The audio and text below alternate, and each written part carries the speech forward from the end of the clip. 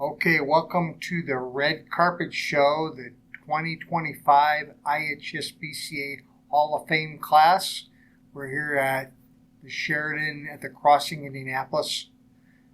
First inductee we're going to talk to is Doug Jennett.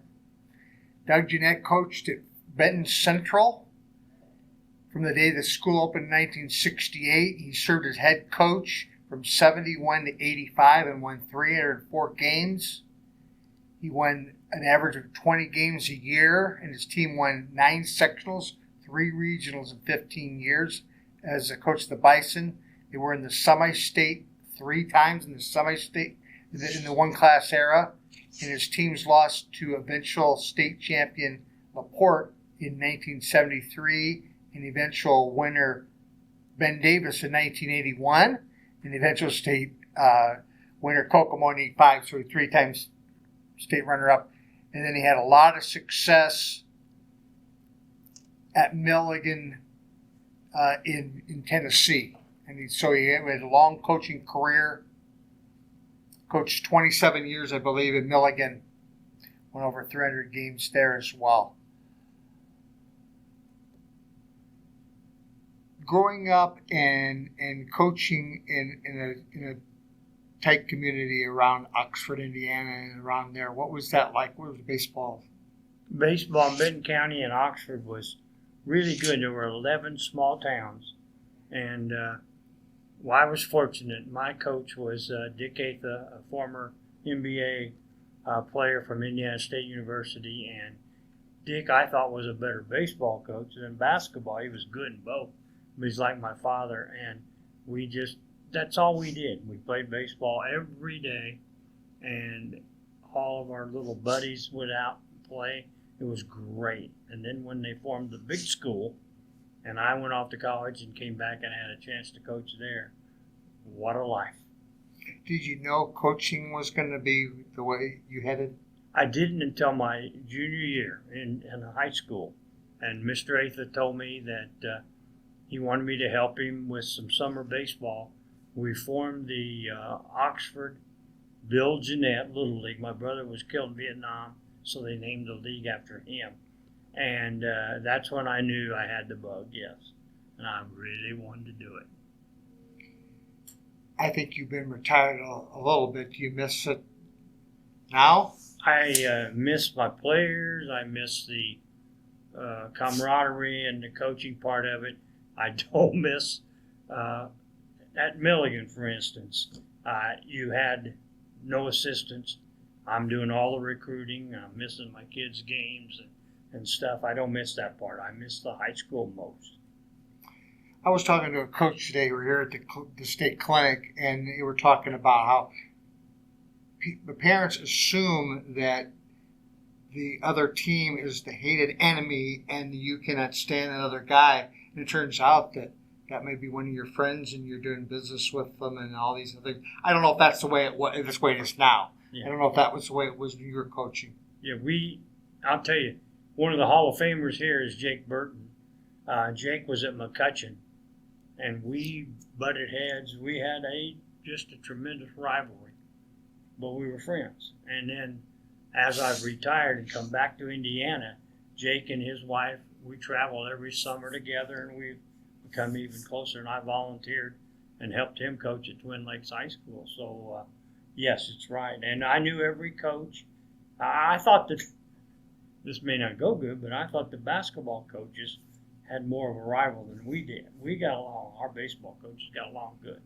I've always said that basketball coaches are social as much as baseball coaches. They just won't share their inbounds play or anything like that. Baseball coaches will share that stuff. Oh, yeah. You have to beat me with that stuff. Yes. You are not going to give away all your signals, but you'll tell how you do things. In the summer, we coached Colt ball and American Legion, and we had kids from all the schools around. And I remember one of my players one day said, "Coach, don't put our bunt coverages in because they'll know them." And I said, "Well, we're going to use them in the summer," so we did. I believe your wife is Pam. You've been married for 52 years? 53. I got that wrong. 53 years now. And you recently moved back to West Lafayette. Yeah. Your daughter's Kelly. Yep. and your son is Craig. Yeah. Tell us about your family. Both of them are just tremendous, young people that worked so hard at their sports. Kelly, when we moved to Tennessee, Kelly was on the boys Fowler Little League, and when she got to Tennessee, they made her play softball, and she didn't like that. That was a girl's sport, But she had a good career in high school and college. Craig the same way. Craig went to Elizabethton High School in Tennessee, 3 sports and a ski instructor up at Beach Mountain. And then Craig and his wife Jen gave us our only grandson over there, Easton. And it's been the pride of my life. Very good. Well, congratulations. Look forward to your speech this evening. Thank you. Thank you.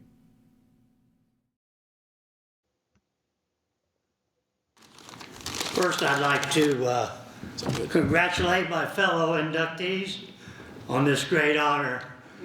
Some of you that know me know I had a very challenging summer with my heart problems. I had 4 more stents put in, giving me 16 in there. I can get more channels than the cable here in the hotel. But I got the news when Jake called me and told me I was in this Hall of Fame. It almost cured everything. And for that, I am so appreciative. Thank you are important to me. First, my wife of 53 years, Pam, it takes a special person, a special woman to be a baseball coach's wife. And when I coached at Milligan, we had a snowstorm, 35 players on spring break, no dorm, no food, so they came to our house. And she cooked $900 worth of food for 5 days, and on the 6th day she informed me that if we didn't get in that bus and get out of there, she was going to use her hairdryer and melt the snow off the road, because that was a long week. She's been a great baseball wife and very supportive. Our wedding day was set for a Saturday originally, but we won the sectional. So we had to play in a regional, and that kind of took priority. But it threw me for a loop because I've never remembered our anniversary, And so on my first road trip at Milligan, we go to South Carolina to play for 3 days. She packed my suitcase, good woman, sent me on the road. I got down there, and the suitcase had these dials that set numbers so you could open it. I couldn't open it. I called her, and she said, "It's on our anniversary. Love you. Bye." Hung up. That was about 5 o'clock. About 11, I'm crawling up there on the phone and saying, "Look, and so she tells me the code, and I remembered 2 of those 3 dates for a long time. I don't remember. But Pam, thank you. I'd like to thank my daughter Kelly and my son Craig. From the time they're born, they've been drugged to baseball and basketball, and it's been great. Kelly, when we moved to Tennessee, Kelly was playing Little League in a boys' Little League in Fowler, and when we got down to Florida, they made her play softball, a girls' game, and she was really upset over that. But it turned out good. You had a good high school, college career. She never forgave me for not letting her stay at BC and play basketball for Hall of Famer Jan Connor. So when we got to Tennessee, you had a good coach, but you never got to play for Jan, and I'm sorry. Craig is a attorney in DC and has a good career. He played 3 sports at Elizabethton High School in Tennessee, but he also taught skiing up at Beach Mountain, and I think he got a lot of thrills out of that.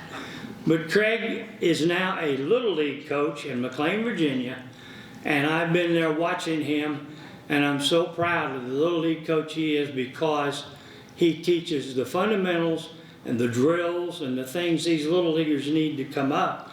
and he's not worried about their wins and anything else. And Craig, I'm so proud of you for doing that.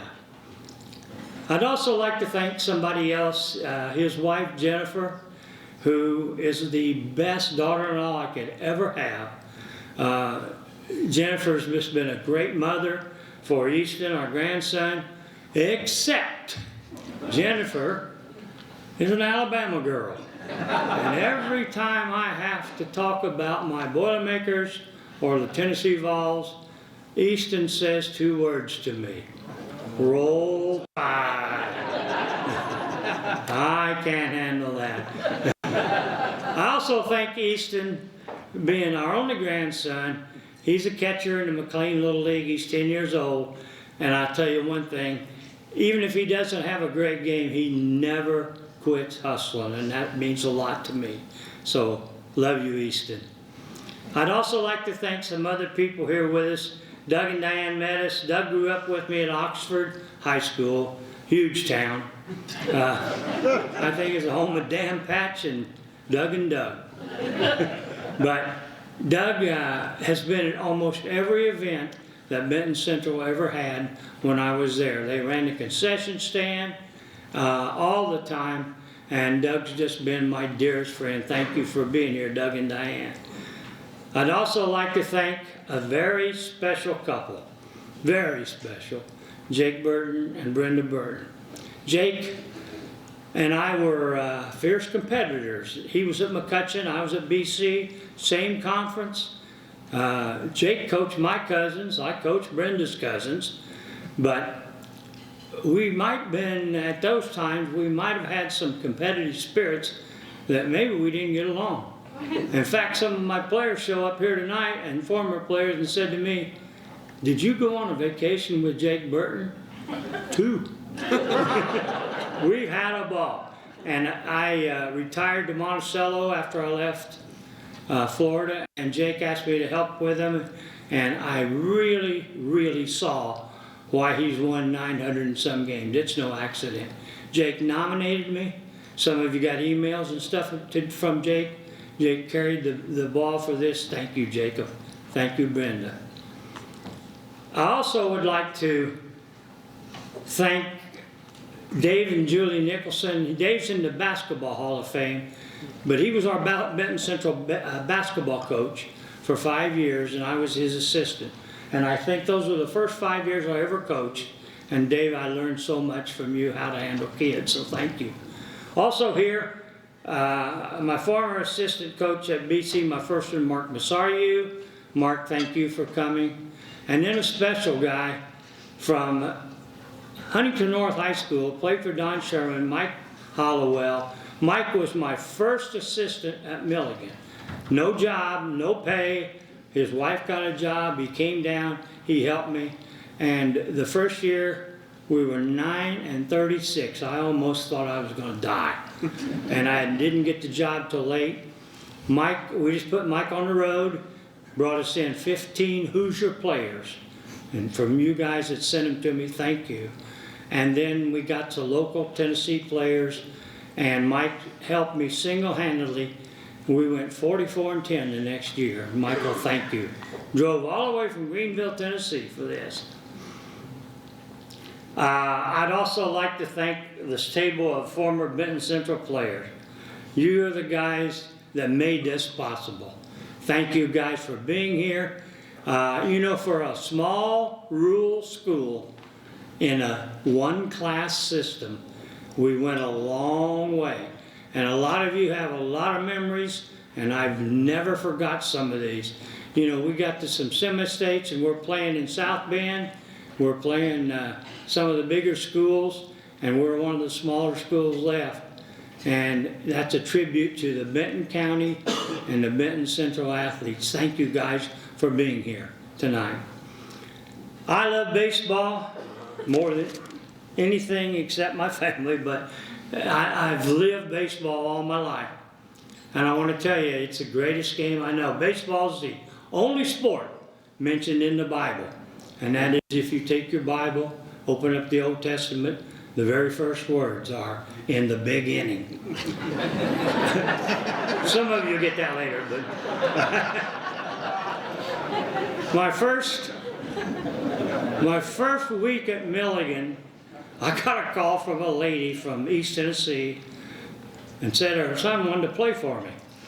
And I said, okay. I said, what position does he play? She said, he's a hind catcher.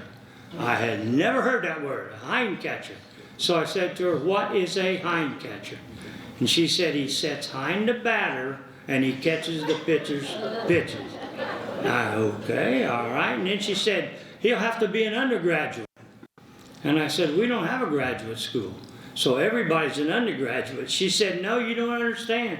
He quit school in the 8th grade, so he's under them other graduates there. And I had to explain to her, maybe he's not going to play for us. The years I worked for the Cubs as a scout were years the Cubs would lose 100 and some games every year. And all the other scouts, when you'd go to an event and they find out you're with the Cubs, make fun of you.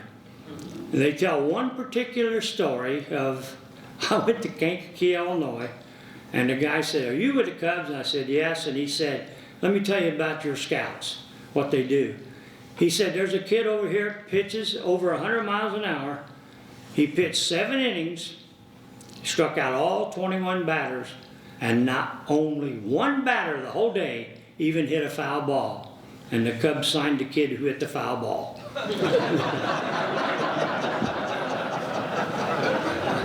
That bothered me a lot. The last little story is that we went to Clemson to play. And in those days, NAIA teams didn't get to play NCAA players much. But so we go to Clemson. Coach Wilhelm is a friend. He agrees to play us. And we had talked to the boys, be on your best behavior. But I had an assistant coach right there from East Tennessee, salt of the earth guy, knew baseball, but he had no filter. And so we're in the 8th inning, no score, and the home plate's moving around all of a sudden, getting smaller and smaller. And I see Bernie walking out toward the umpires. And I thought, oh, this can't be good. So I follow him out, and he said to the umpire, can you throw me out of this game for what I'm thinking? And the umpire said, no, not what you're thinking. He said, I think you suck. Gone. To this day, when I see Bernie, he still can't understand why that happened. In closing, I'd like to say thank you to the Baseball Coaches Association. Now, I'm so old that in 1971 or 72, I went to the first organizational meeting here in Indianapolis. Ken Schreiber had called me with Jim Reinbold, Spider Fields, Bill Jones, and they were going to organize this association. And so I came to the meeting, and Mark, you don't remember this, but you were with me. Yeah, okay. But anyway, we came, and you could see the vision that these guys had for this group. And I think that all of you who are members of the Indiana High School Baseball Association are lucky to have this kind of group that you are members of. At Milligan, the conference that we were in was a loose run thing when I got there, and I tried to form something like this. And the things they said to me were, we don't give a damn how you did it in Indiana. And they wouldn't do it. When I got to Florida, I found some strange things in Florida. In Lee County, the superintendent down there wouldn't let us play on Saturdays. He didn't want any of that. He had football coaches coaching baseball so they could make some extra money. And it wasn't like it was here. So I tried to organize there in Lee County. And you know what they told me? We don't give a damn how you do it in Indiana. Well, they should have. Because I'm here to tell you, this state does it right. You guys have to do your own fields, you do your own scheduling, you do everything. And they're better than they ever were down there. So Jake and I went around last year, saw some fields in Florida that you couldn't believe. And you guys have done it right. So I would thank this group of guys up here who run this, and especially Coach Abbott for being the executive director. Thank you for the way this organization is run. We know that here in Indiana, you give a damn about your organization. And it is the best run state for you as baseball coaches. So enjoy, and I can't understand why anybody wouldn't be a member of this great organization. So thank you very much.